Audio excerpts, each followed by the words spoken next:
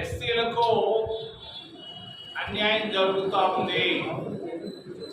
దేశంలో భారతీయ జనతా పార్టీ పరిపాలనలో, ప్రాంతీయ పార్టీల పరిపాలనలో దళితులకు అన్యాయం జరుగుతూ ఉంది.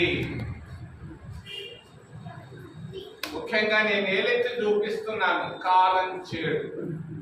కారంచేడులో 6 మంది దళితులు చనిపోతే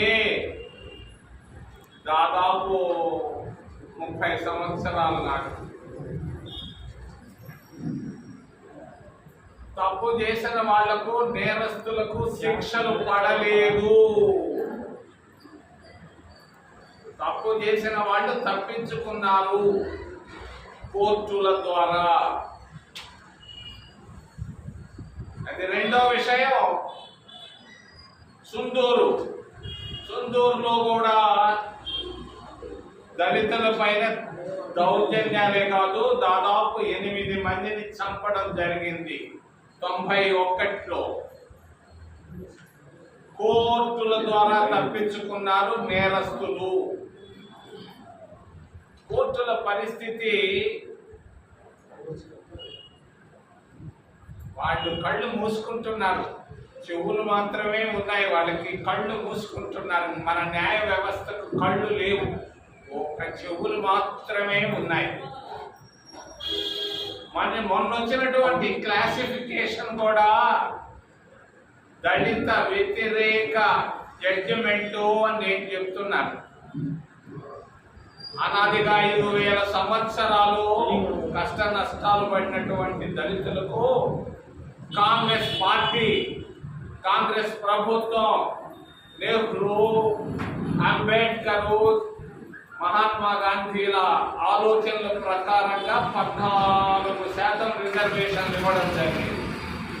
వీళ్ళలో కొంచెం పైకి వచ్చారు అటో ఇటో. మరి వీళ్ళ పైన కుట్రలు జరుగుతున్నాయి, విదేశీ కుట్రలు. దీనికి తోడుగా భారతీయ జనతా పార్టీ, ఆర్ఎస్ఎస్, కొన్ని ప్రాంతీయ పార్టీలు కలిసి దళితులను విభజించి పాలించాలన్న ఉద్దేశంతో, డివైడ్ అండ్ రూల్ అన్న ఆలోచనతో కొన్ని రీజనల్ పార్టీలు కూడా ఆంధ్రప్రదేశ్ రాష్ట్రంలో భారతీయ జనతా పార్టీతో కలిసి కట్టుగా పనిచేశాయి కొంతకాలంగా. మరి ఆ రీజనల్ పార్టీల వల్లే కారంచేడులో ఆ రోజు జరిగినటువంటి అన్యాయానికి ఈ రోజుకి శిక్ష పడలేదు.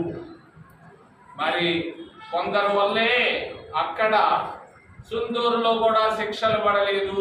ఇది తప్పులు జరుగుతున్నాయి జడ్జిమెంట్లలో కూడా రాజకీయ ప్రవేశం ఉందనే దానికి ఇది గొప్ప తార్కాణం. మొన్న 1వ తేదీ ఆగస్టు 1వ తారీఖున వచ్చినటువంటి జడ్జిమెంట్ 7 జడ్జీల ధర్మాసనం. ఏంటి సుప్రీంకోర్టు, నేషనల్ కోర్టు ఇది.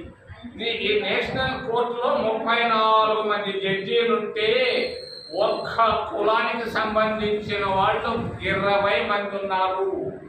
నేను ధైర్యంగా చెప్తున్నాను, బ్రాహ్మణులు 20 మంది ఉన్నారు 34 మందిలో. 70 కోట్ల మంది ఉన్నటువంటి వెనుకబడిన వర్గాలు ఓబీసీలు 3 ఉన్నారు. ఇది ఎక్కడ న్యాయం?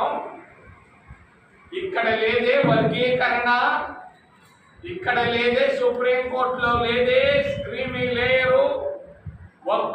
అందరూ సంపన్నులే, గవర్నర్లు పిలకాయలే జడ్జీలు, జడ్జీలు పిలకాయలే జడ్జీలు. ఇక్కడ లేదా క్రీమీ లేయరు? ఇక్కడ ఉందా క్లాసిఫికేషను? ఒక్క పేద నిరుపేద దళితుల్లోనైనా క్లాసిఫికేషను? జడ్జీల్లో ఎందుకు క్లాసిఫికేషన్ లేదని నేను అడుగుతున్నాను. 34 మంది జడ్జీల్లో బ్రాహ్మణులే 20 మంది ఉంటే ఏంది క్లాసిఫికేషన్? వాళ్ళు మాకు చెప్పేది ఇది ఎక్కడి న్యాయం? నేను ఆ జడ్జిమెంట్ని నేను ఖండిస్తున్నాను.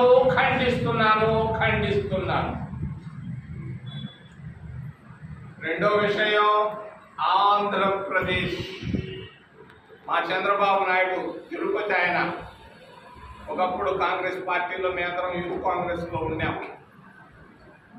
ఆయన ముఖ్యమంత్రి అయినాడు, మాకు సంతోషం. ఆంధ్రప్రదేశ్ అంటే ఆయన ఏపీ అంటాడు. ఏపీ మనం కూడా అంటాం. ఏ అంటే అమరావతి, పి అంటే పోలవరం. సరే, పోలవరం మరి గత 40 సంవత్సరాలుగా పని జరుగుతూ ఉంది.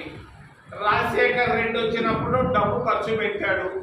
నేను అడుగుతున్నాను చంద్రబాబు నాయుడిని, రాజశేఖర్ రెడ్డి ముఖ్యమంత్రిగా ఎన్ని వేల కోట్ల రూపాయలు ఖర్చు పెట్టాడు? మరి ఆ తర్వాత వచ్చినటువంటి కిరణ్ కుమార్ రెడ్డి మధ్య నోరు తెలుస్తున్నాడు ఆయన అక్కడక్కడ. మరి కిరణ్ కుమార్ రెడ్డి ఎన్ని వేల కోట్ల రూపాయలు పోలవరం పైన ఖర్చు పెట్టాడు? ఆ తర్వాత వచ్చినటువంటి చంద్రబాబు నాయుడు ఎన్ని వేల కోట్ల రూపాయలు ఖర్చు పెట్టాడు? జగన్మోహన్ రెడ్డి 5 సంవత్సరాల్లో ఎన్ని వేల కోట్ల రూపాయలు ఖర్చు పెట్టాడు? ఇది చెప్పమని నేను కనీసం 10 సార్లు అడిగాను చంద్రబాబు నాయుడిని. ఆయనకి వినపడినట్టుగా తెలియనట్టుగా ఏదో పోతున్నట్టు నాకు అనుమానం వస్తుంది. చంద్రబాబు నాయుడు ఏమన్నా టేబుల్ కింద చేతులు పెట్టాడా? ఎందుకు నీకు భయం? నీకేమి డిస్ప్రపోర్షనేట్ అసెట్ కేసులు ఏమి లేవే, నీ పైన ఏమీ లేవు, ఎందుకు భయపడుతున్నావు? పోలవరం పైన ఎంత ఖర్చు చేశారన్న విషయాన్ని నేను నిన్న చెప్తాడనుకున్నాను, చెప్పలేదు ఆయన. కనీసం రాబోయే నెలలో చెప్పాలని నేను డిమాండ్ చేస్తూ ఈరోజు ఆంధ్రప్రదేశ్ అప్పుల ప్రదేశ్గా తయారైపోయింది. దాదాపు 13,000 కోట్ల రూపాయలు అప్పులు ఉన్నాయి. మరి